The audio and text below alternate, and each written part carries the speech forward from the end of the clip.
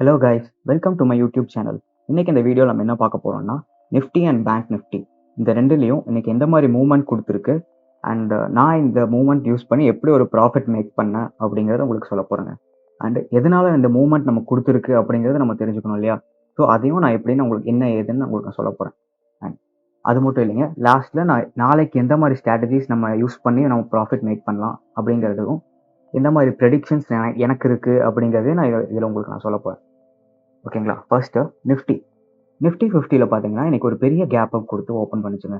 Open பண்ணிட்டு மறுபடியும் மேலே போய் நம்மளோட ரெசிஸ்டன்ஸ் லெவல், அதாவது 22,078 நல்லா ரெஸ்பெக்ட் பண்ணிட்டு மறுபடியும் அது கீழே வந்துச்சு. நான் கீழே பார்த்தீங்கன்னா நம்மளோட சப்போர்ட் லெவலுக்கு வரும் அப்படின்னு நான் எக்ஸ்பெக்ட் பண்ணியிருந்தேன். ஆனால் அது ஆக்சுவலி அது கொஞ்சம் மேலேயே அது வந்து மறுபடியும் ரீட்ரேஸ் பண்ணிட்டு மேலே போயிடுச்சுங்க. ஓகேங்களா? ஆனால் நேற்று நம்ம ப்ரெடிக்ட் பண்ணபடி சேம் கேப் அப் தாங்க கொடுத்துருக்கு. நேற்று நம்ம இதே லெவலில் தான் நம்ம கேப் அப் போகிறோம் அப்படின்னு நம்ம எக்ஸ்பெக்ட் பண்ணியிருந்தோம். ஸோ அதே மாதிரி தான் இங்கே நடந்திருக்கு. ஓகேங்களா? இந்த கேப் அப்புக்கான ரீசன் என்னன்னு நம்ம பார்க்கலாங்களா? ஃபர்ஸ்ட்டு இண்டெக்ஸ் மூவர்ஸில் போய் பார்க்குறப்போ நமக்கு பார்த்தீங்கன்னா financial services, power sector and oil case sectors, automobile sectors, இந்த இந்த 4 செக்டார்ஸும் ஒரு பெரிய ரோல் ப்ளே பண்ணி நமக்கு வந்து நிஃப்டியை மேலே கொண்டு போயிருக்கு. இதை கீழே கொண்டு வரதுக்கான ரீசன் யாருன்னு பார்த்தீங்கன்னா இந்த டெலிகம்யூனிகேஷன் சேனல்ஸ் செக்டார்ஸில் உங்களுக்கு நல்லாவே தெரியும். லைக் ஏர்டெல், இந்த மாதிரி கம்பெனிஸ், ஏர்டெல், வோடஃபோன் ஐடியா, இந்த மாதிரி கம்பெனிஸ் எல்லாம் டெலிகம்யூனிகேஷன் இருக்குங்க. பார்த்தீங்களா?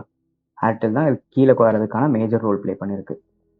ஓகே, நெக்ஸ்ட்டு இந்த மார்க்கெட்டில் நான் எப்படி ப்ராஃபிட் மேக் பண்ணேன் அப்படிங்கிறத நான் இன்னைக்கு சொல்கிறேங்க.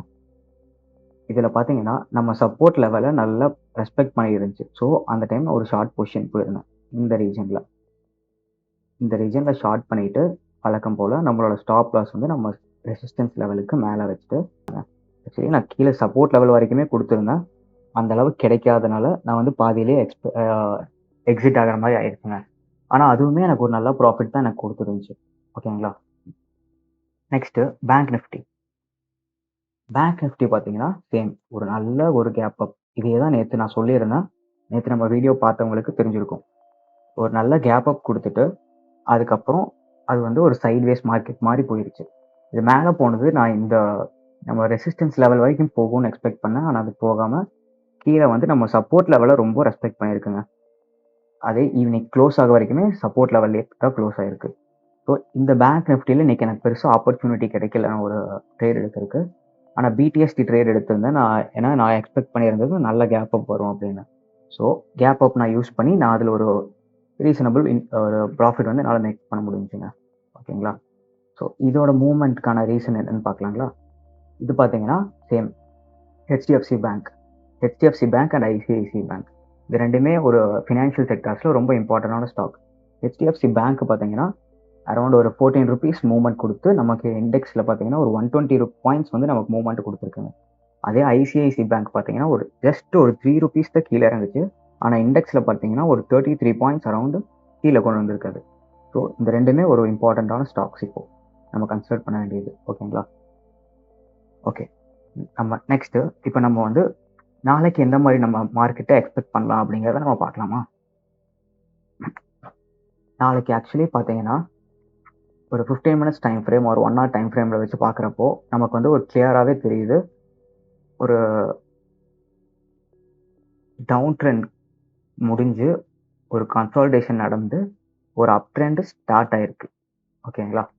இப்போ நாளைக்கு வந்து ஒரு கேப் அப் கொடுத்து ஓப்பன் பண்ணிச்சு அப்படின்னா நமக்கு 100% கன்ஃபார்ம் பண்ணிக்கலாம் இனிமேல் அப் ட்ரெண்ட் ஸ்டார்ட் ஆயிடுச்சு அப்படின்னு. இல்லை ஒரு மாதிரி சைட் வேஸ் எடுத்து இன்னும் கன்சாலிடேட் தான் பண்ணுது அப்படின்னா கேப் டவுன் கொடுத்து இந்த கன்சாலிடேஷன் ரீஜனில் அது மறுபடியும் ட்ராவல் பண்ணுங்க. ஓகேங்களா? மோஸ்ட் பாசிபிளி இது வந்து ஒரு அப் ட்ரெண்ட் போகிறதுக்கான சான்சஸ் ரொம்ப அதிகமாக இருக்குது அப்படின்னு நான் எக்ஸ்பெக்ட் பண்ணுறேன். ஏன்னா நாளைக்கு கன்ஃபார்மாக சொல்ல முடியாது, இந்த ரெண்டில் எது வேணால் நடக்கலாம். ஏன்னா நேற்று நான் எக்ஸ்பெக்ட் பண்ணியிருந்தேன் அப் ட்ரெண்ட் ஆகும் அப்படின்னு எக்ஸ்பெக்ட் பண்ணியிருந்தது, அதே மாதிரி நடந்துச்சு. ஆனால் நாளைக்கு வந்து அது கொஞ்சம் டவுட்ஃபுல்லாக தாங்க இருக்குது. ஓகேங்களா? இப்போது பேங்க் நிஃப்டிலையும் சேம். இதுவும் பார்த்தீங்கன்னா ஒரு நல்ல டவுன் ட்ரெண்டை வந்து முடிஞ்சு அதுக்கப்புறம் இந்த ரீஜனில் வந்து அது நல்லா கன்சாலிடேட் பண்ணிட்டு இப்போ ஒரு அப் ட்ரெண்ட் ஸ்டார்ட் ஆயிருக்கு. இந்த அப் ட்ரெண்ட் வந்து நாளைக்கு கேப் அப் கொடுத்து ஓப்பன் பண்ணுச்சுன்னா சேம் ஒரு அப் ட்ரெண்ட் நம்ம எக்ஸ்பெக்ட் பண்ணலாங்க. இல்லை சொல்ல முடியாது, கீழே இது மறுபடியும் நம்ம சப்போர்ட்டை ரெஸ்பெக்ட் பண்ணிவிட்டு மேலே போகலாம், இல்லை சப்போர்ட்டை பிரேக் பண்ணிவிட்டு இதை மறுபடியும் கன்சால்டேஷனுக்காக சைடு வேஸ்லேயே இருக்கலாங்க. இந்த 2 சான்சஸ் நாளைக்கு இந்த 2லேயுமே இருக்குது. ஆனால் ஒரு 60 to 70% சான்சஸ் பார்த்தீங்கன்னா நாளைக்கு ஒரு அப்வர்ட் ட்ரெண்டுக்கான சான்சஸ் தாங்க இருக்குது. ஆக்சுவலி ஏன்னு பார்த்தீங்கன்னா அப் ட்ரெண்ட் வந்து நமக்கு ஸ்டார்ட் ஆகிருக்கு, இன்னும் ஃபுல் ஃப்ளெஜ்டாக ஆகலைனாலும் அப் ட்ரெண்ட் வந்து நமக்கு ஓரளவுக்கு ஸ்டார்ட் ஆகிடுச்சு. ஸோ இந்த அப் ட்ரெண்ட் முடிகிற வரைக்கும், அப் ட்ரெண்ட் நம்ம இந்த லெவலை பிரேக் பண்ணி அது கீழே வர வரைக்குமே நம்ம ஒரு அப் ட்ரெண்ட் எக்ஸ்பெக்ட் பண்ணிகிட்டே இருக்கலாங்க. ஓகேங்களா? ஓ இந்த நம்ம இதில் ரெசிஸ்டன்ஸ் லெவல் பார்த்தீங்கன்னா 47.39.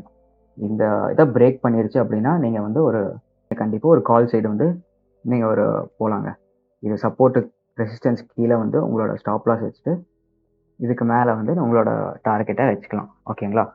அதே மாதிரி நாளைக்கு கேப் டவுன் ஒரு சைட்வேஸ் ஓப்பன் ஆச்சு அப்படின்னா மார்க்கெட் வந்து ஒரு மாதிரி சைட்வேஸில் போயிட்டு அதுக்கப்புறம் ஒரு மூமெண்ட் எப்போ கிரியேட் ஆகுதுன்னு பார்த்து அதுக்கேற்ற மாதிரி நம்ம ட்ரேட் எடுக்கலாங்க. ஓகேங்களா?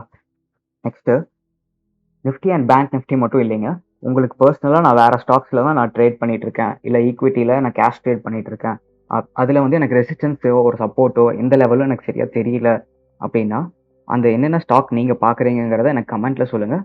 அதில் வந்து நான் உங்களுக்கு நெக்ஸ்ட் வீடியோவில் அதுவும் நான் ஆட் பண்ணி நான் உங்களுக்காக நான் support and resistance level and market அது எந்த மாதிரி இருக்க போகுது அப்படிங்கிறதையும் உங்களுக்கு நான் நெக்ஸ்ட் வீடியோவில் அப்லோட் பண்ணுறேங்க. ஓகேங்களா? அண்ட் இது மட்டும் இல்லை, நெக்ஸ்ட்டு வந்து பார்த்தீங்கன்னா கமோடிட்டி ட்ரேடிங்கில் வந்து உங்களுக்கு ஏதாவது ஐடியா இருக்குது இல்லை ட்ரேட் பண்ணலான்னு இன்ட்ரெஸ்ட் இருக்குது அப்படின்னா கீழே டிஸ்கிரிப்ஷனில் என்னோட டெலிகிராம் சேனல் கொடுத்துருக்கேங்க. ஸோ அந்த சேனல் லிங்க்கை கிளிக் பண்ணி நீங்கள் ஃபாலோ பண்ணிக்கலாம். அதில் நான் டெய்லி அப்டேட்ஸ் வந்து அதில் கொடுத்துட்ருக்கேங்க. ஓகேங்களா? இந்த வீடியோ பிடிச்சிருந்துச்சுன்னா லைக் பண்ணுங்கள், ஷேர் பண்ணுங்கள் அண்ட் சப்ஸ்கிரைப் பண்ணுங்கள். Thank you so much. Take care. பாய்.